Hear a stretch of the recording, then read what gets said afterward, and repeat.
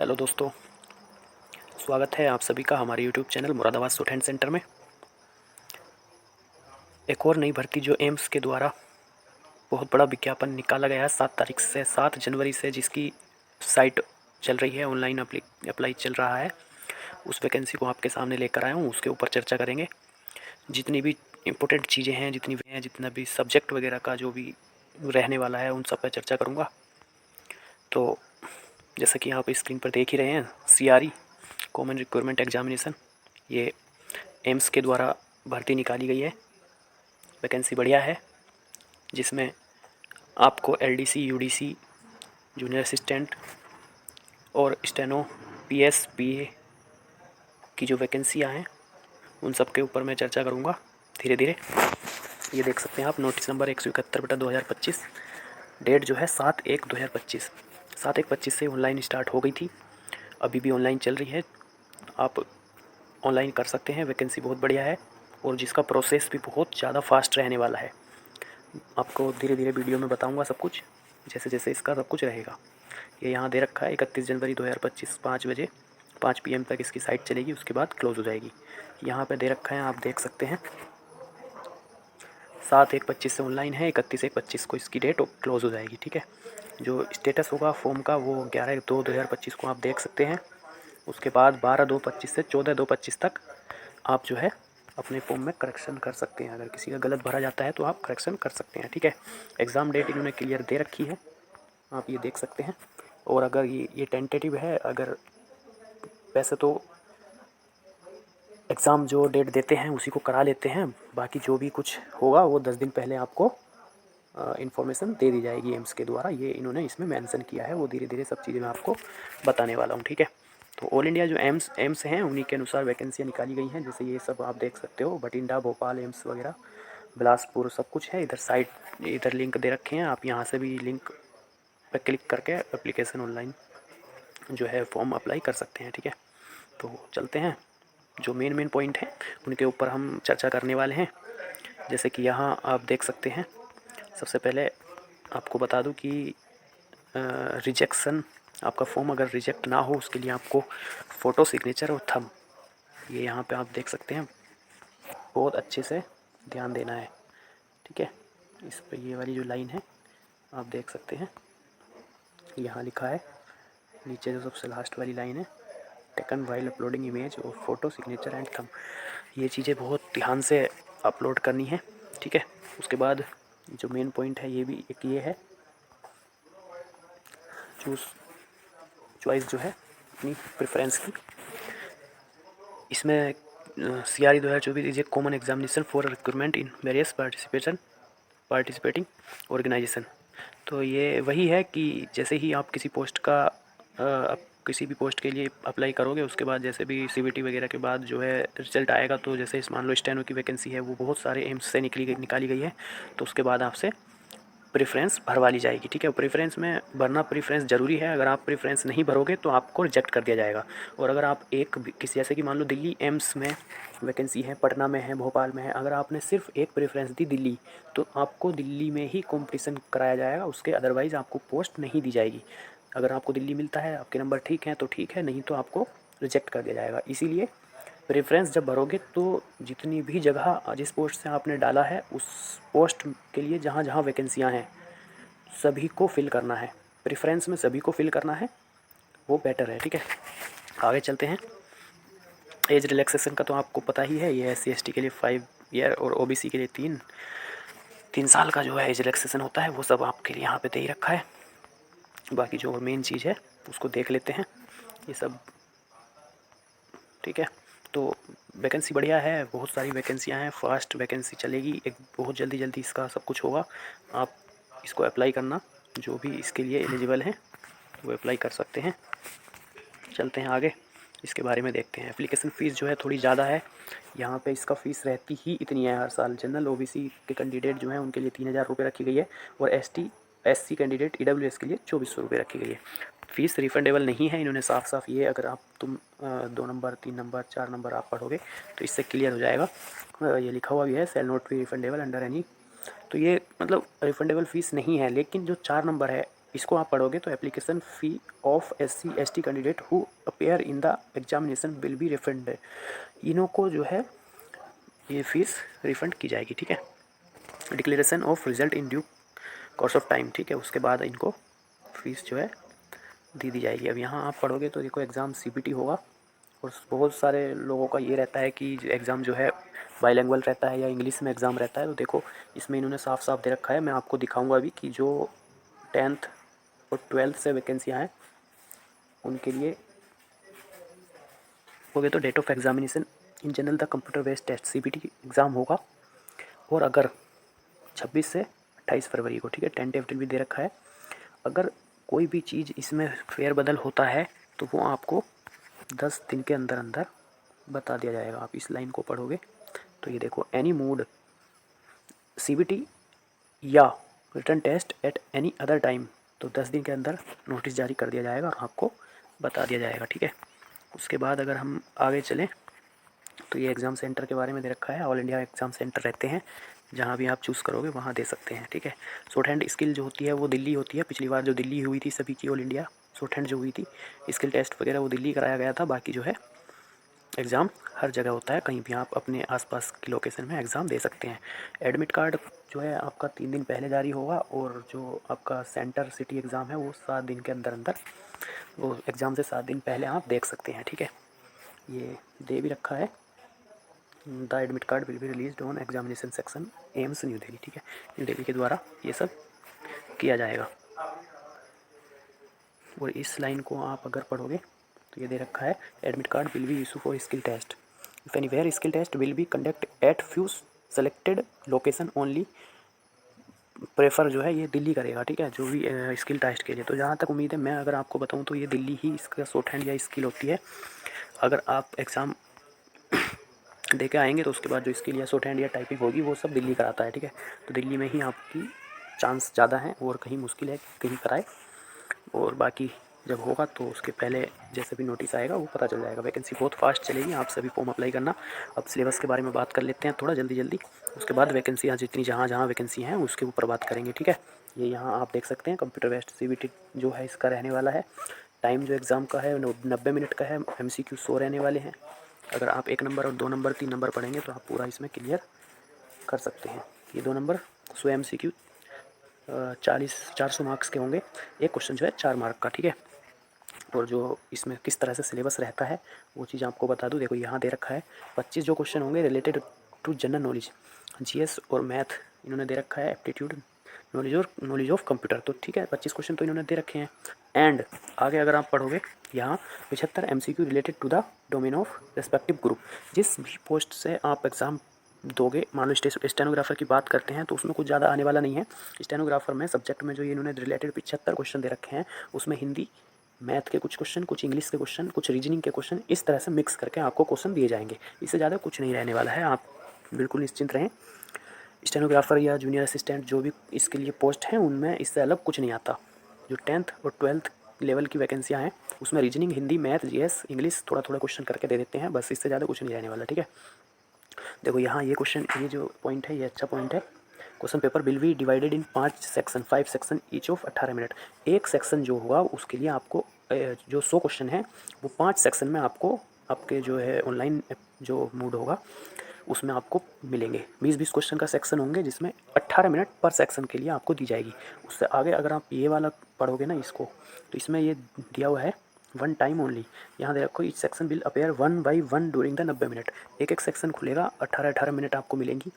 18 minute में आप जो एक सेक्शन खुला रहेगा उसमें आगे पीछे जा सकते हैं या क्वेश्चन पे, लेकिन किसी भी दूसरे पोर्शन में आप नहीं जा सकते। 18 मिनट पूरे होंगे तो ऑटोमेटिकली आपका वो पोर्शन 20 क्वेश्चन का सबमिट हो जाएगा। उसके बाद ना ही आप पीछे जा सकते हैं ना ही आप आगे जा सकते हैं। जो 20 क्वेश्चन का पोर्शन आपके सामने रहेगा उसको 18 मिनट में करना है।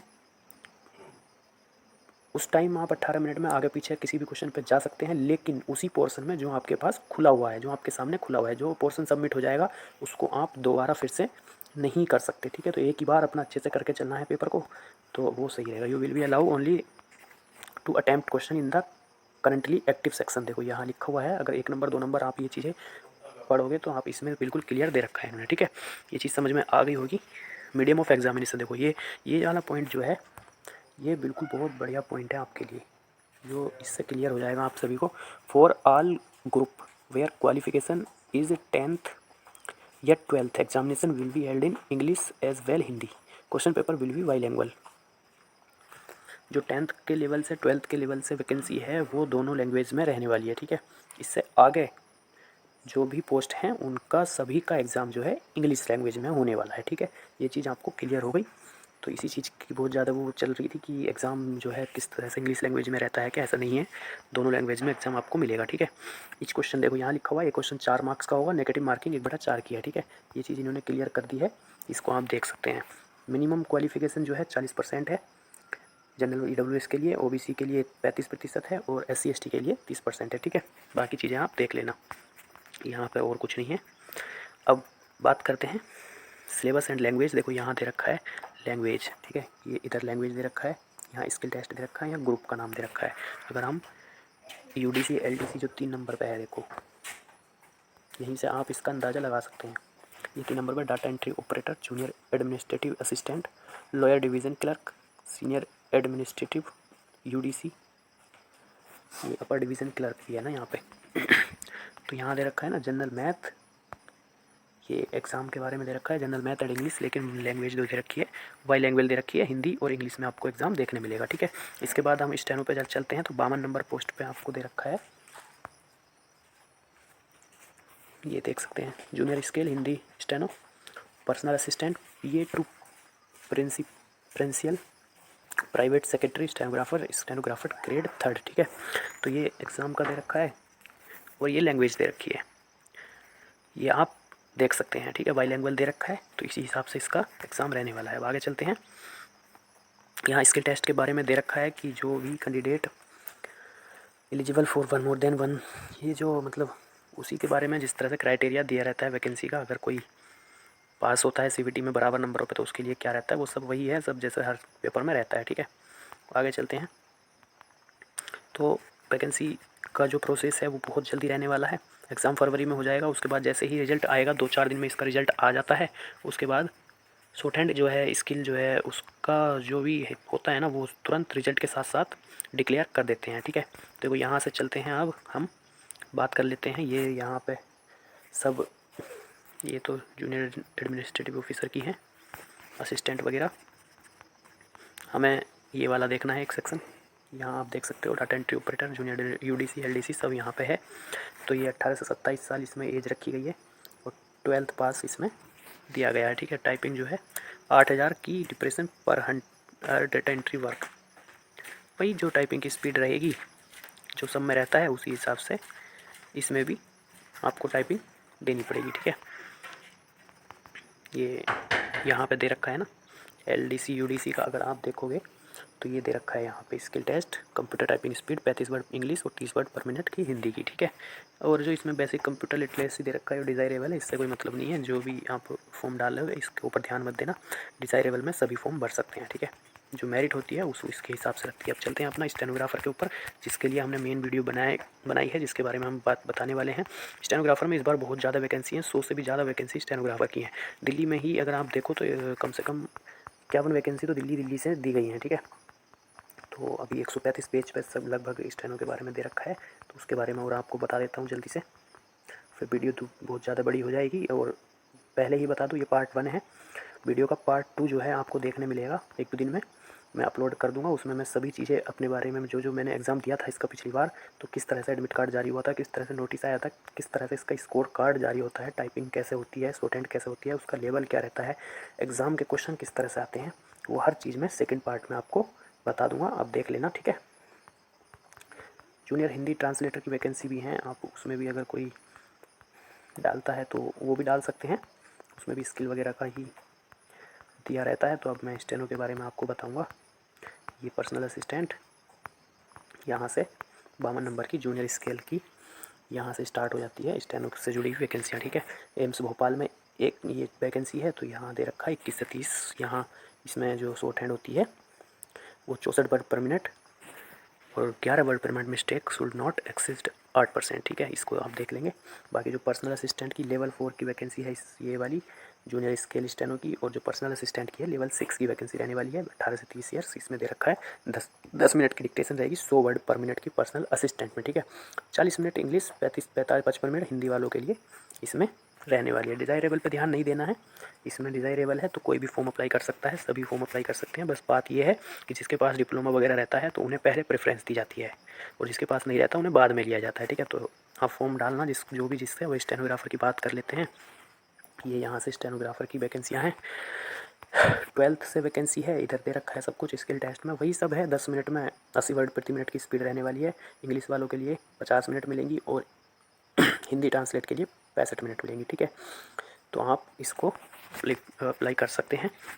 ये सब स्टेनोग्राफर देखो जगह जगह है, न्यू दिल्ली है, ये पटना में है, रायबरेली है, और जो सबसे बढ़िया बात ये है कि जो CAPF के जो मेडिकल होते हैं उनमें भी वैकेंसियाँ निकाली गई हैं, ठीक है। तो आप प्रेफरेंस में वो भी भर सकते हैं। ये देखो यहाँ लिखा हुआ है, आप देख सकते हैं मेडिकल साइंस के जो CAPF के होते हैं उससे भी वैकेंसी एम्स के द्वारा निकाली गई है। तो अब वैकेंसी के बारे में नीचे डिटेल बता देता हूँ कहाँ कहाँ कितनी वैकेंसियाँ हैं।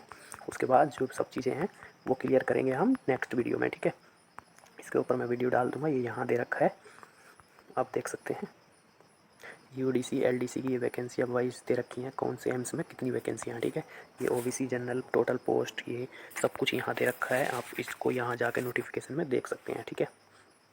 किस एम्स में कितनी कितनी वैकेंसी, जैसे भोपाल है लोअर डिवीज़न क्लर्क, यहाँ भोपाल की हैं, आप देख सकते हैं। तो यहाँ टोटल 10 वैकेंसी हैं, ठीक है, ये देख सकते हैं। तो इसी तरह से जब प्रेफरेंस दोगे आप तो जिसके पास जो एम्स है वो उस तरह से आप फिल कर सकते हो। 55 नंबर पे चलते हैं, जो स्टेनो की है उसके बारे में हम बात कर लेते हैं एक बार, कहाँ कहाँ कितनी वैकेंसियाँ हैं। उसके बाद नेक्स्ट वीडियो में आपको बताऊँगा कि सब कुछ किस तरह से रहने वाला है, ठीक है।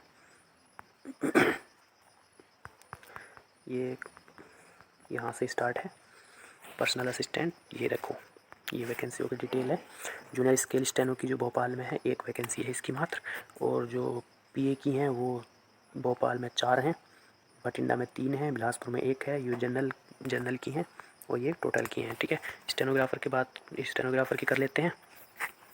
ये BB नगर से स्टार्ट है, यहाँ से आप देखोगे तो 3 वैकेंसी, 1 वैकेंसी, 2, 3, 8, 1, 3 और ये 51, ये दिल्ली एम्स में है।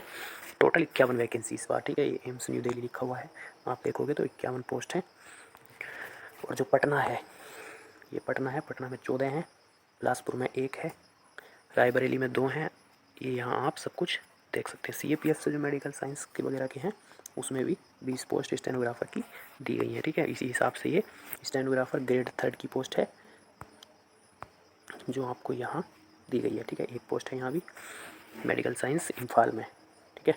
तो आप पर्सनल असिस्टेंट का भी भर सकते हैं, स्टेनोग्राफर का भी भर सकते हैं, जिसके जैसा भी भरना है, जिसको भी जैसे भी एप्लीकेशन भरना है वो अपने हिसाब से भर सकते हैं। लेकिन इस बार इतनी वैकेंसियाँ हैं ना ये एम्स में, बहुत अच्छी अच्छी वैकेंसियाँ हैं, और बहुत अच्छी वैकेंसी रहती है एम्स में, बहुत बढ़िया। आप सभी फॉर्म अप्लाई करना, और नेक्स्ट वीडियो में आपको बताऊँगा लेकर सिलेबस से लेकर सिलेबस कैसे कैसे किस तरह से क्वेश्चन आते हैं, किस तरह से पोर्शन रहेंगे, और कितने दिन में शॉर्ट हैंड हो जाती है टाइपिंग फ़ॉन्ट आपका मंगल में कुर्ती देव और इनस्क्रिप्ट जो मिलता है, और शॉर्ट हैंड का पैटर्न क्या रहता है, कितना टफ तक रहता है, किस तरह की शॉर्ट हैंड बुलती है, वो उन चीज़ों पे सब नेक्स्ट वीडियो में डिस्कस करेंगे। किस पैटर्न पे गलतियाँ काटते हैं, स्कोर कार्ड किस तरह से जारी किया जाता है, वो सब चीज़ आपको कल बताने वाला हूँ। तो ठीक है, अब वीडियो यहीं तक रहेगी, आगे तो इसमें कुछ नहीं है, बस वैकेंसी की डिटेल है। बाकी नोटिफिकेशन में नीचे कुछ चीज़ें दी गई हैं, वो आप सब नोटिफिकेशन डाउनलोड करके सारी चीज़ें देख सकते हैं, ठीक है। तो मिलते हैं नेक्स्ट वीडियो में, तब तक के लिए जय हिंद, थैंक यू।